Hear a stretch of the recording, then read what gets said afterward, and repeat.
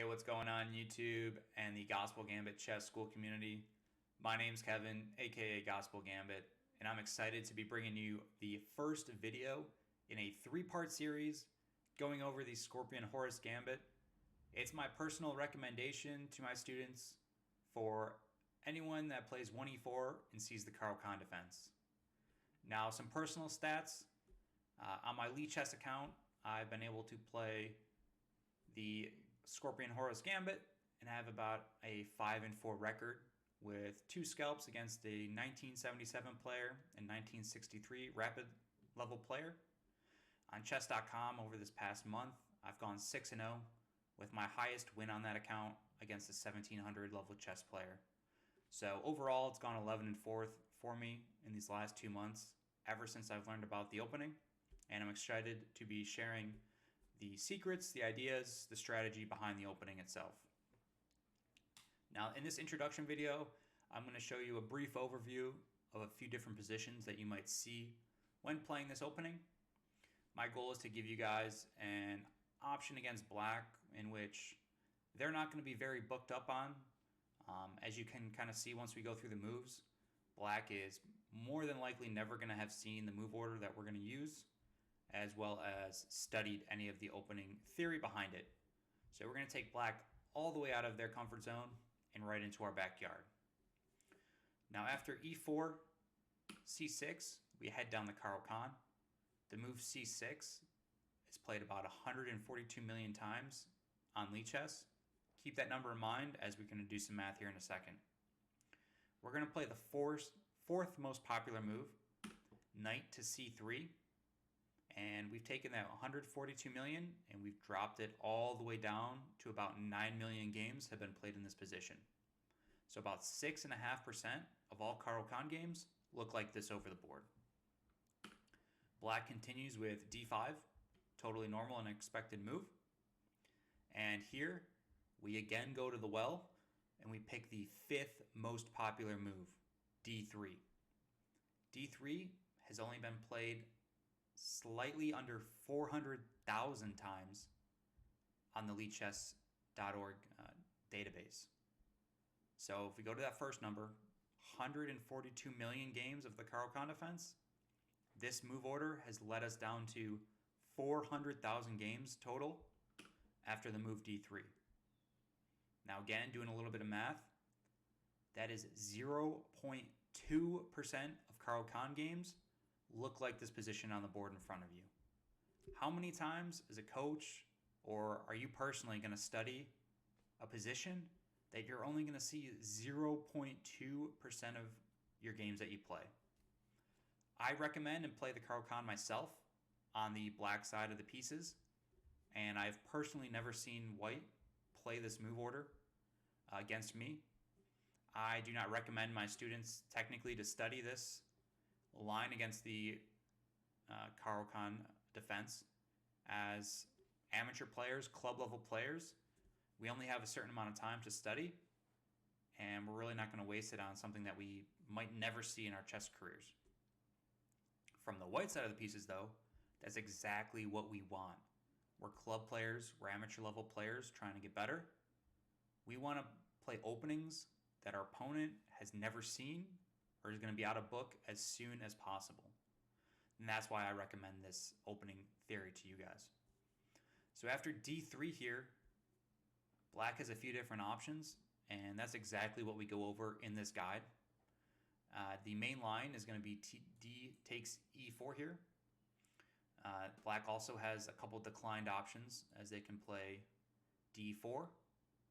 We're simply going to move our knight back to e2. If black declines with knight to f6, we're going to play e5. And in any of the other declined options, as you can see in chapter 6, they play e5, they play e6, g6, a6, h6. Any of those moves, we are going to respond with the immediate f4. So all those moves get clumped together, and d4 and f6 are the main decline options, and they have separate chapters themselves. Look for our third video, as we're going to go over chapters 4, 5, and 6 in that video.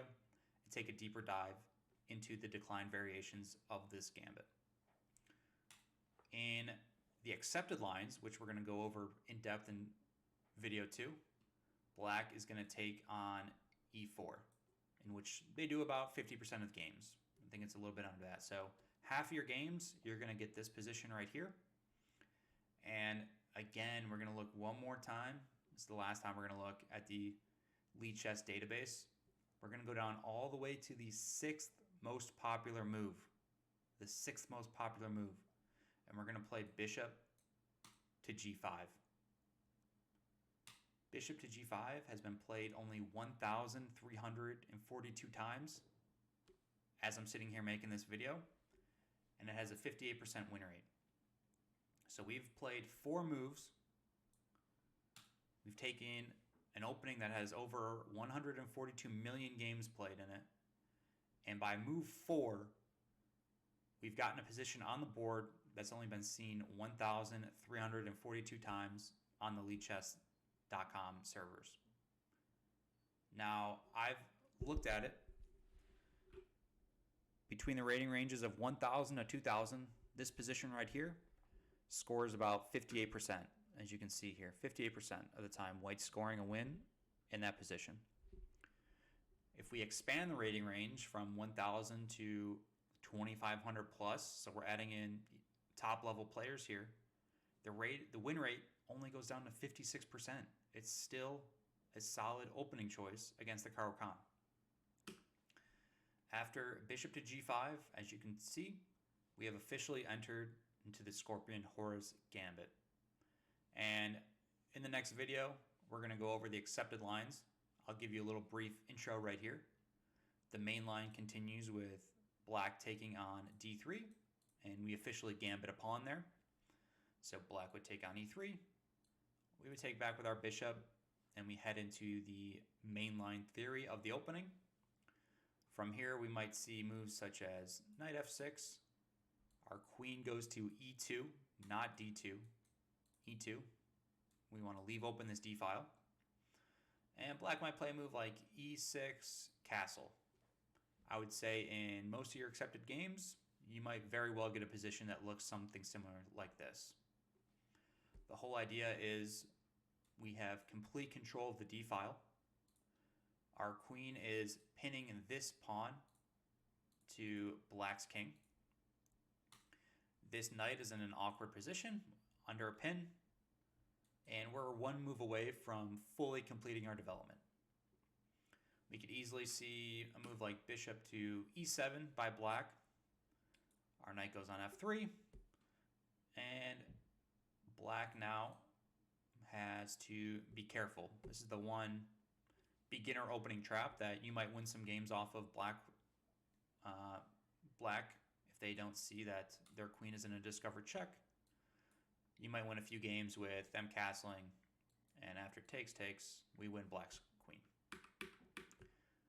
Most of your opponents, as you get higher up the rating ladder, are not going to fall for this, but that's okay. Instead, we have now forced black to waste another tempo, either defending their queen with a piece, technically pretty much putting them in a pin with our rook staring down at their queen, or they have to move their queen off this d file, giving us even more opportunities to start launching our attack onto black's king. In a lot of your games, you're going to get a huge pawn storm down the king side, and we're going to get an early pawn storm because black has to deal with this pressure down the d file. I would say in most of your games, your rook is going to stay along the h file at least until it either gets blocked up or it opens up. This h pawn is going to be one of our first ones to get launched at black's king, usually followed by the g pawn. Usually these two pawns are going to be your first ones to go.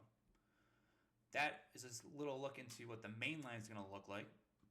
And if we go all the way back, black can choose a few other options here. So you're going to see the pawn takes d3 almost 65% of your games, which is great. We're going to go study that in chapter 2 in the second video. Also in chapter 2, we're going to take a look at knight to f6, which I have seen in a few of my own games. I would say in the chess.com games I've played, 2 of my games went knight f6. The other 4 were pawn takes on d3. And against knight f6, we are going to take the pawn here with our pawn. I've looked at both moves, knight takes and pawn takes. I personally prefer and recommend the pawn takes. And some people might be questioning, well, why do we allow this queen trade right here? I have found that black is still in a super uncomfortable position when we have this pawn on e4. So black is 100% of the time going to take on d1. We're going to take back with our rook, again, dominating the d file here. And we're going to have the option to push this e-pawn at a later point. We're going to go over this in chapter 3 in way more depth, but just know if you kind of watch this video as an introductory guide, I'd recommend e or d takes e if black develops their knight to f6 on move 4. It gets very sharp lines. In some of them, we don't even castle. Usually our knights and bishops are going to come out, and we're going to get a way quicker development than black. And we're going to be trying to use this pawn in the middle to really make black's position cramped, uncomfortable, and to make this knight very jumpy. Remember, if, let's say, white plays here, we push, and black, let's say, drops their knight somewhere random, we have checkmate. So there's always this threat of checkmate on d8 if black's not careful. I think I've won one game like that. Like I said, as the higher you go up in the rating ladder, the less you're going to be able to win with some of these cheap tricks, but it's because of those little tricks that black has to waste their time, waste their tempi in order to defend against them. And that's what we're kind of looking for in this opening. So to kind of end this all here in the first video, we're playing an opening that black has seen 0.2% of Caro-Kann Games, leading into a few different options on move 4. We're going to have the accepted version in video 2 and in chapters 2 and 3. And we're going to go down the declined version in chapters 4 through 6, and that'll be in video 3. If you're just watching this first video, go plug in some of these variations on your own chess study. This study itself, anyone that is watching this video will have access to it. Look in the description below. If you're coming from Skool.com, check our classroom, completely dedicated to the Scorpion Horus Gambit. It will have the study posted in there that you can access and look at any time. In the 7th chapter, which I will add, it will be some instructive / example games that I've played and kind of how I've pushed the advantage in those games to win against, like I said, 19 level 100 rapid players on Chess, as well as taking a nice win against a 1700 level player on chess.com. So if you guys enjoyed this first video, please go check out the second and third videos so that you can be all booked up on the Scorpion Horus Gambit. Have a good one, guys.